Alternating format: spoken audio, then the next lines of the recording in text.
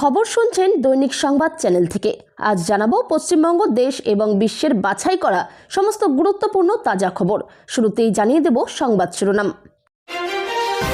SIR নথির নাম করে ডেকে খুন, উদ্ধার টুকরো টুকরো দেহাংশ, গ্রেপ্তার বিএলও সহ 2। বাংলাদেশের নির্বাচনে 1 আসনে জয়ী বিজেপি, কে এই পার্থ? খালি প্যান্ডেল দেখে মেজাজ হারালেন দিলীপ, দাঁতনে ফিতে না কেটে এই অনুষ্ঠান ছাড়লেন বিজেপি নেতা। শুধু চাকরিই যাবে না, আপনাকে জেলেও থাকতে হবে, কাদের বললেন শুভেন্দু। রাজ্য জুড়ে মেগা ক্যাম্প, একসঙ্গে যুবসাথী লক্ষ্মীর ভাণ্ডার সহ একাধিক প্রকল্পে আবেদনের সুযোগ। পূর্বস্থলীতে তৃণমূলে ভাঙন, হুমায়ুনের শক্তি বাড়িয়ে জনতা উন্নয়ন পার্টিতে 200 পরিবার। আত্মহত্যা করেননি এপস্টাইন, গলা টিপে খুন করা হয়েছিল তাকে, ফরেনসিক বিশেষজ্ঞের দাবিতে শোরগোল। ডিএ নিয়ে আমরাও কমিটি গঠন করেছি, এবিপি আনন্দে এক্সক্লুসিভ সাক্ষাৎকারে মুখ্যমন্ত্রী আর কি জানালেন। জোড়া আসনে ভোটে জিতলেন, তবুও প্রধানমন্ত্রী পদে শপথ নিতে পারছেন না তারেক, কেন? প্লেনের ভিতরেই বাসে বসা যুবতীর শরীরে বিভিন্ন জায়গা স্পর্শ, দেখতে পেয়েই বিমান সেবিকারা যা করলেন, মাঝ আকাশেই ভয়ঙ্কর ঘটনা। দিল্লি থেকে ফিরেই অ্যাকশনে মুখ্য সচিব, জেলা শাসকদের নিয়ে জরুরি তলব নবান্নে, নেপথ্যে কি কমিশনের কড়া হুঁশিয়ারি? ঘন্টায় 160 কিলোমিটার বেগে ছুটছিল গাড়ি, স্টিয়ারিংয়ে স্কুল পড়ুয়া, সঙ্গী আরও 5 বন্ধু। বেঙ্গালুরুতে দুর্ঘটনায় মৃত 6 কিশোর। যুবসাথী প্রকল্পের ফর্ম প্রকাশ, কোথায় মিলবে, কিভাবে ফিল আপ করবেন, না জানলে বাতিল আবেদন। বিএনপি জমানায় ভারত বাংলাদেশ সম্পর্ক কেমন হবে, স্পষ্ট করে দিলেন তারেক। লক্ষ্মীর ভাণ্ডার যুবসাথীর মতো একাধিক প্রকল্পের ক্যাম্প বসছে রবিবার, কতদিন চলবে, কি কি নথি আনতে হবে, জানুন সব। শিবরাত্রির ছুটিতেই শুরু হচ্ছে যুবসাথীর ফর্ম বিলির বিশেষ শিবির, থাকছে লক্ষ্মীর ভাণ্ডারে আবেদনের সুযোগও। বাংলাদেশের নয়া রাষ্ট্রপতি মির্জা ফখরুল, তারেকের মন্ত্রিসভায় ঠাঁই পাচ্ছেন গয়েশ্বর রায়। 17 তারিখের মধ্যে 5 জনের বিরুদ্ধে এফআইআর করতেই হবে, মুখ্য সচিবকে ডেডলাইন কমিশনের। আনম্যাপড ক্যাটাগরির ভোটারদের ভোটার তালিকায় ঢোকাতে চেয়ে গেছে ভুয়ো ফর্ম, বিস্ফোরক অভিযোগে চোখ কপালে কমিশনের। গালে চুমু খেতে শুরু করে, তৃণমূলের পঞ্চায়েত সমিতির সভাপতির বিরুদ্ধে বিস্ফোরক দলীয় গ্রাম পঞ্চায়েত প্রধান। বাংলায় চূড়ান্ত ভোটার তালিকা থেকে বাদ পড়ল 11 লক্ষ নাম, সংখ্যা আরও বাড়ার ইঙ্গিত। ভুতুরে ভোটারের পর এবার ভুতুরে অভিযোগকারী, হাওড়ায় 2000 জনের কাছে নোটিশ। ভোটের আগেই বাংলায় কমিশনের সুপার অবজারভার, এনকে মিশ্রর এন্ট্রি ঘিরে কাঁপছে প্রশাসন, কি তার আসল মিশন? বাংলার বাড়ি প্রকল্পে টাকা ঢুকতেই দিকে দিকে বিস্ফোরক অভিযোগ তৃণমূলের বিরুদ্ধে। শেষ 50 দিনের ভোটার শুনানি, হাজিরায় দিলেন না প্রায় 5 লক্ষ, সবচেয়ে বেশি অনুপস্থিত উত্তর 24 পরগনায়। কলকাতায় কত? বাংলাকে 10,000 কোটি টাকা থেকে বঞ্চিত করেছেন মমতা, শহরে এসে তোপ কেন্দ্রীয় শিক্ষামন্ত্রীর। মন্ত্রীর পোস্টার টেনে সরিয়ে দিচ্ছে আরপিএফ, চরম অস্বস্তিতে তৃণমূল। ভাতা প্রকল্পের হুড়োহুড়ি, মহিলাদের অ্যাকাউন্টে 5,000 টাকা দিল স্ট্যালিন সরকার, মমতাকেও টেক্কা। এমন মহামূর্খ বিরোধী দলনেতা কোনো দিন দেখিনি। মার্কিন বাণিজ্যিক চুক্তি নিয়ে রাহুলকে ধুয়ে দিল বিজেপি। ভোটার তালিকায় কি কারচুপি? এসআইআর নথিতে পরীক্ষা ছাড়াই সই করার নির্দেশ তৃণমূল নেতার, অভিযোগে তোলপাড়। হঠাৎ কি হলো? এসপি অফিস ঘেরাও কর্মসূচি বাতিল করলেন হুমায়ুন কবির, তবে কি পর্দার আড়ালে বড় কোনো ডিল? বিজেপির দখলে থাকা পঞ্চায়েতে প্রধানের অপসারণ চাইছেন বিজেপির সদস্যরাই, সঙ্গী তৃণমূল সিপিএম। কয়লা পাচার কাণ্ডে ইডির জোর তৎপরতা, বাজেয়াপ্ত 100 কোটির সম্পত্তি।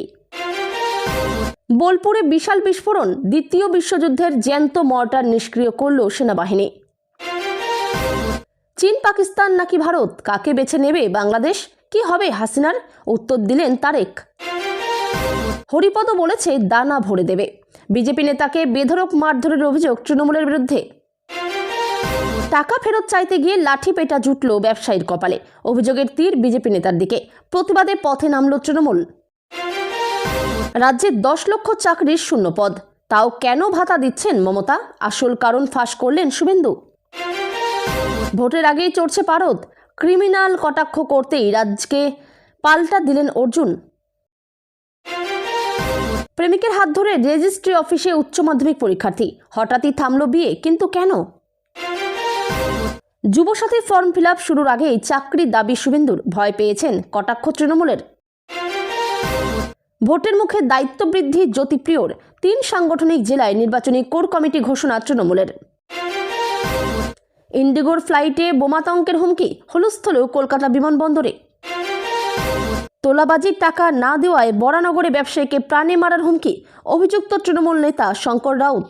এতক্ষণ শুনছিলেন সংবাদ শিরোনাম, এখন আসছে বিস্তারিত খবরে। তার আগে ছোট্ট একটা অনুরোধ, চ্যানেলে নতুন হয়ে থাকলে চ্যানেলটি সাবস্ক্রাইব করবেন। উত্তর 24 পরগনার বাদুড়িয়ায় এক চাঞ্চল্যকর খুনের ঘটনা সামনে এসেছে। এক যুবককে এসআইআর সংক্রান্ত কাগজপত্রের কথা বলে বাড়ি থেকে ডেকে নিয়ে গিয়ে খুনের অভিযোগ উঠেছে। ভয়ঙ্কর এই ঘটনায় এক বিএলও সহ 2 জনকে গ্রেপ্তার করেছে পুলিশ। ধৃত ওই বিএলওর নাম রিজওয়ান হাসান মণ্ডল ওরফে মন্টু। তিনি বাদুড়িয়ার পাপিলা এলাকায় থাকতেন, সেখানেই তার বাড়ি। পরিবার সূত্রে জানা গিয়েছে যে গত 9 ফেব্রুয়ারি সন্ধ্যায় নাসিরের কাছে একটি ফোন আসে। সেই ফোন কলে জানানো হয় যে এসআইআর এর জন্য আধার এবং ভোটার কার্ডের জেরক্স কপি নিয়ে তাড়াতাড়ি দেখা করতে হবে। ফোনকারী ওই ব্যক্তি নিজেকে এআরও হিসেবে পরিচয় দেন। তারপরই তাড়াতাড়ি করে বাড়ি থেকে বেরিয়ে যান নাসির। তারপর আর বাড়ি ফেরেননি তিনি। মোবাইলেও অনেকবার যোগাযোগ করার সত্ত্বেও কোনো খবর পাওয়া যায়নি তার। কোনো রকম খোঁজ না পেয়ে পরের দিন পরিবারের লোকজন বাদুড়িয়া থানায় নিখোঁজ ডায়েরি করে। তল্লাশি করার পরের দিন চাতরা এলাকার একটি খাল থেকে নাসিরের মোটর বাইক এবং জুতো উদ্ধার হয়, কিন্তু তারপরেও তার খোঁজ পাওয়া যায়নি। তদন্তে নেমে পুলিশ পাপিলা 22 নম্বর বুথের বিএলও নাম রিজওয়ান হাসান মণ্ডল ওরফে মন্টু এবং সাগর গাইন নামে আরও একজনকে গ্রেপ্তার করে। ধৃতদের বসিরহাট মহকুমা আদালতে তোলার পরে 5 দিনের পুলিশ হেফাজতের নির্দেশ দেয় আদালত। পুলিশি জিজ্ঞাসাবাদ করার পর বাদুড়িয়ার একাধিক খাল এবং ব্রিজের নিচে তল্লাশি চালানো হয়, আর সেখান থেকেই উদ্ধার হয় 3টি প্যাকেটবন্দি দেহাংশ, যা দেখে রীতিমতো হতবাক হয়ে যায় পুলিশ। তবে এখনো পর্যন্ত নাসিরের মাথার অংশ উদ্ধার হয়নি। বিরাট জনাদেশ নিয়ে বাংলাদেশের ক্ষমতায় আসছে বিএনপি। প্রধানমন্ত্রী হিসেবে শপথ নিচ্ছেন খালেদা জিয়া পুত্র তারেক রহমান। তারপরেও আওয়ামী লীগের ভোট পার্সেন্টেজ নিয়ে কথা হচ্ছে। কোথায় গেল শেখ হাসিনার সমর্থকরা? ভোটের ফলাফলে গুরুত্বপূর্ণ আরও একটি বিষয় হলো জাতীয় নির্বাচনে একটি আসনে জয়ী হয়েছে বিজেপি। ধাক্কা খাবেন না, এই বিজেপি নরেন্দ্র মোদীর বিজেপি নয়, বরং বাংলাদেশ জাতীয় পার্টি। দলের প্রধান আন্দালিব রহমান পার্থ জয়ী হয়েছেন ভোলা 1 আসনে। যে রংপুর জাতীয় পার্টির গড়, সেখান থেকেই উৎখাত হয়ে গিয়েছে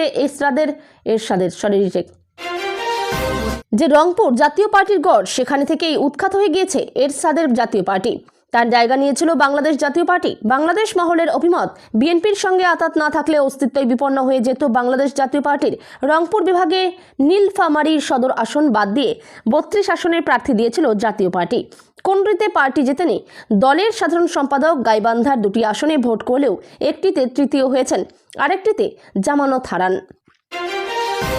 পশ্চিম মেদিনীপুরের দাঁতনে দলীয় কার্যালয় উদ্বোধন করতে গিয়ে এক নজিরবিহীন ও অস্বস্তিকর পরিস্থিতির মুখে পড়লেন বিজেপি নেতা দিলীপ ঘোষ। শুক্রবার মোহনপুরের নয়াগ্রামে এই অনুষ্ঠানের আয়োজন করা হয়েছিল, কিন্তু সেখানে পৌঁছে রীতিমতো স্তম্ভিত হয়ে যান প্রাক্তন সাংসদ। দেখা যায় নির্ধারিত অনুষ্ঠান স্থলে হাতে গোনা কয়েকজন নেতা উপস্থিত থাকলেও সাধারণ কর্মী সমর্থকদের দেখা নেই বললেই চলে। জনশূন্য প্যান্ডেল দেখে নিজের ক্ষোভ আর চেপে রাখতে পারেননি তিনি। পরিস্থিতি এমন পর্যায়ে পৌঁছয় যে শেষ পর্যন্ত মেজাজ হারিয়ে ফিতে না কেটেই অনুষ্ঠান স্থল ত্যাগ করেন দিলীপ ঘোষ। এই ঘটনাকে কেন্দ্র করে স্থানীয় বিজেপি নেতৃত্বের মধ্যে ব্যাপক চাঞ্চল্য তৈরি হয়েছে। দলের পক্ষ থেকে দাবি করা হয়েছে, সময়ের সঠিক সমন্বয় না হওয়ার কারণে মূলত এই বিভ্রাট ঘটেছে। অন্যদিকে দিলীপ ঘোষ নিজে এই লোকশূন্য অবস্থার কারণ হিসেবে চাষের মরশুমের দোহাই দিয়েছেন। তার মতে কর্মীরা বর্তমানে মাঠে ব্যস্ত থাকায় অনুষ্ঠানে যোগ দিতে পারেননি। তবে দলীয় কর্মসূচিতে এমন বিশৃঙ্খলা ও কর্মীদের অনীহা বিজেপির সাংগঠনিক দুর্বলতাকেই প্রকট করে তুলেছে বলে মনে করছেন রাজনৈতিক বিশ্লেষকদের একাংশ। আর অ্যাডভাইজারি নয়, এবার অ্যাকশন চাই। নির্বাচন কমিশনের পদক্ষেপে অসন্তোষ প্রকাশ করে এই দাবি করেছেন বিরোধী দলনেতা শুভেন্দু অধিকারী। এদিন তিনি পরিষ্কার বলেছেন, নির্বাচন কমিশনের বিরুদ্ধেই তার অভিযোগ রয়েছে। পাশাপাশি ইআরও ও এআরওদের বার্তা শুভেন্দু বলেন, নির্বাচন কমিশনের পূর্ণ অধিকার আছে সোজাসুজি সাসপেন্ড এফআইআর করা। এরপরই কমিশনের উদ্দেশ্যে শুভেন্দুর বার্তা, আর কোনো অ্যাডভাইজারির মধ্যে থাকবেন না, পূর্ণ অধিকার আছে এফআইআর সাসপেন্ড করার, অ্যাকশন শুরু করুন। অপরদিকে তৃণমূল নেতা তন্ময় দাস বলেন, আইন অনুযায়ী যা যা করার রাজ্য সরকারের পক্ষ থেকে মুখ্য সচিব নিশ্চিতভাবে করবেন, কিন্তু এখানে রাজনীতির কোনো বিষয় নেই, দলের পক্ষ থেকেই মন্তব্য করারও কোনো বিষয় নেই। এখানেই শেষ নয়, শুভেন্দু ইআরও ও এইআরওদের উদ্দেশ্যে বার্তা দিয়ে বলেন, আপনারা এগুলো করবেন না। আপনি যদি বেআইনিভাবে অ্যাপ্রোচ করেন তাহলে তার দায়িত্ব আপনার। অরবিন্দ মিনা সহ যে ডিএমরা আপনাদের পরামর্শ দিচ্ছেন তার অডিও এখন পোর্টালে ঘুরছে। বিডিও এসডিওদের কি বলছেন সব ঘুরছে। তাই ইআরওদের এইআরওদের বলবো, ডিএমদের কোনো নির্দেশ ভার্চুয়ালি নেবেন না, লিখিত অর্ডার ছাড়া করবেন না। শুধু চাকরি যাবে না, আপনাকে জেলেও থাকতে হবে। পশ্চিমবঙ্গ জুড়ে একসঙ্গে একাধিক সরকারি প্রকল্পের আবেদন নেওয়ার উদ্যোগ নিয়েছে প্রশাসন। বিধানসভা ভিত্তিক বিশেষ ক্যাম্পে এবার নতুন করে আবেদন করা যাবে লক্ষ্মীর ভাণ্ডার প্রকল্পে, পাশাপাশি যুবসাথী প্রকল্প, ক্ষেত মজুরদের বার্ষিক আর্থিক সহায়তা এবং কৃষকদের সেচের জল ব্যবহারের জলকর মকুব সংক্রান্ত আবেদনও জমা নেওয়া হবে। আগামী 15 ফেব্রুয়ারি থেকে 26 ফেব্রুয়ারি পর্যন্ত সরকারি ছুটির দিন বাদ দিয়ে প্রতিদিন প্রতিটি বিধানসভা এলাকায় এই ক্যাম্প চলবে। আগেই এই বিষয়ে ঘোষণা করেছিলেন মুখ্যমন্ত্রী মমতা বন্দ্যোপাধ্যায়।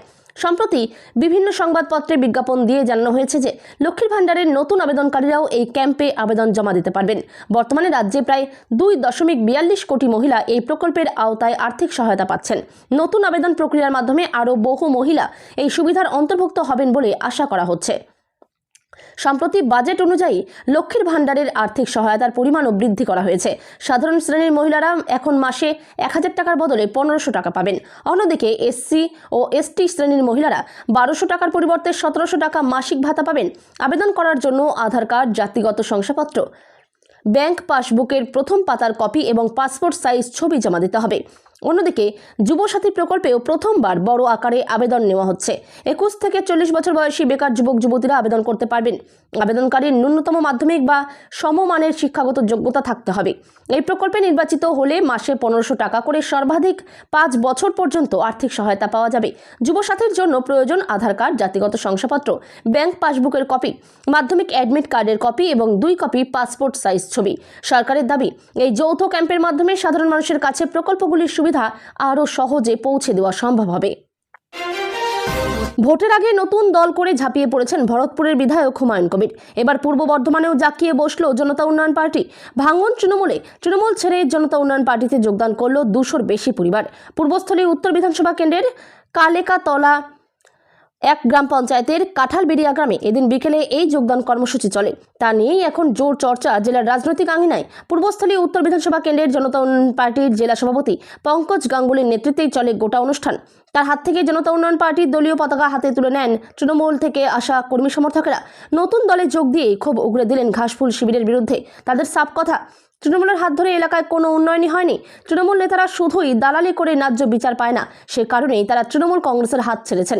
রিয়াজ শেখ, পাপ্পু শেখেরা বলছেন, তৃণমূলের অত্যাচারের কারণে তৃণমূল ছেড়েছি। গ্রামে গ্রামে ঝামেলা হলে সব বিষয়েই দালালরাই নাক গলায়, কেউ সঠিক বিচার পায় না।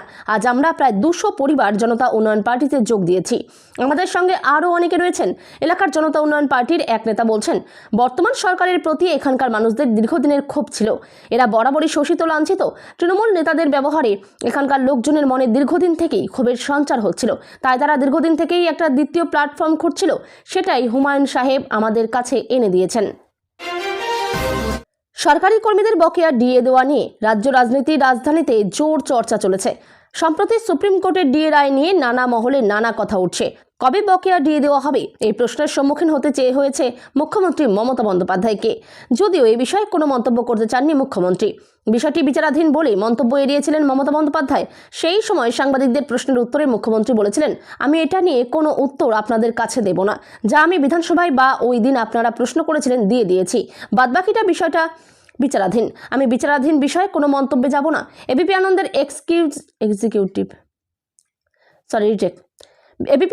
এক্সিকিউটিভ ভাইস প্রেসিডেন্ট সুমন দের সঙ্গে একান্ত সাক্ষাৎকারেও উঠে এলো ডিএ প্রসঙ্গ। সেই বিষয়টি নিয়ে মমতা বন্দ্যোপাধ্যায় বলেন, সুপ্রিম কোর্টে আমাদের রাস্তা খোলা আছে। সুপ্রিম কোর্টও কমিটি গঠন করেছে, আমরাও কমিটি গঠন করেছি। ওরা এই বিষয়টা দেখে নেবে। আমি আর এর মধ্যে ঢুকতে চাইছি না। আইনত যেটা সম্ভব হবে সেটা দেখে নেওয়া হবে।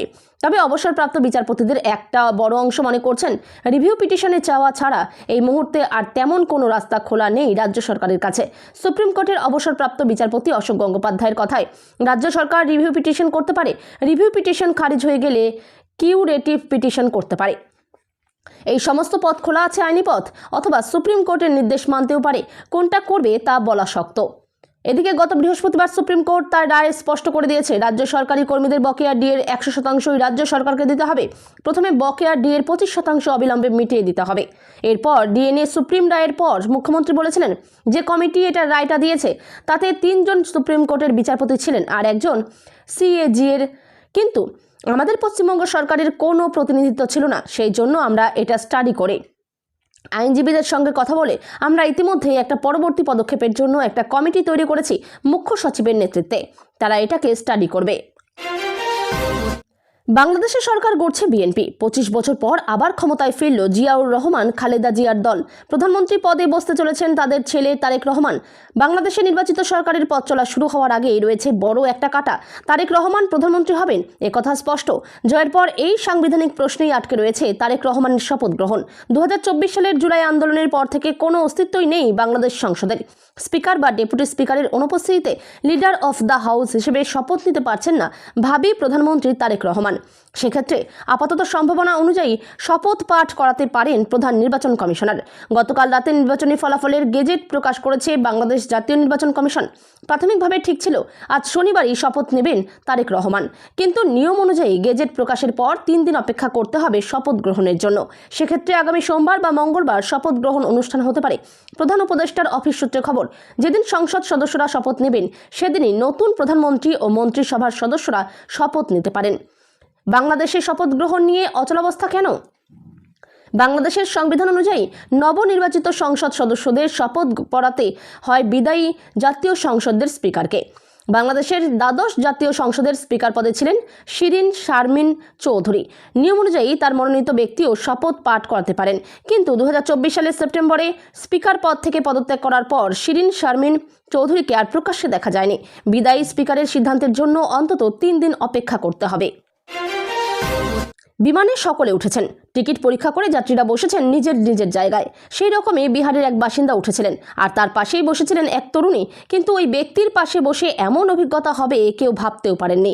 অভিযোগ, যুবতীর শরীরের একাধিক জায়গায় স্পষ্ট করতে থাকেন তিনি, আর তারপরই গ্রেপ্তার ওই ব্যক্তি। জানা গিয়েছে কলকাতাগামী একটি বেসরকারি বিমান সংস্থার বিমানে উঠেছিলেন এক যুবতী। বিমানটি যখন কলকাতার আকাশে, সেই সময় বিহারের বাসিন্দা তার পাশের সিটে বসা এক যুবতীকে উত্ত্যক্ত করতে থাকেন বলে অভিযোগ।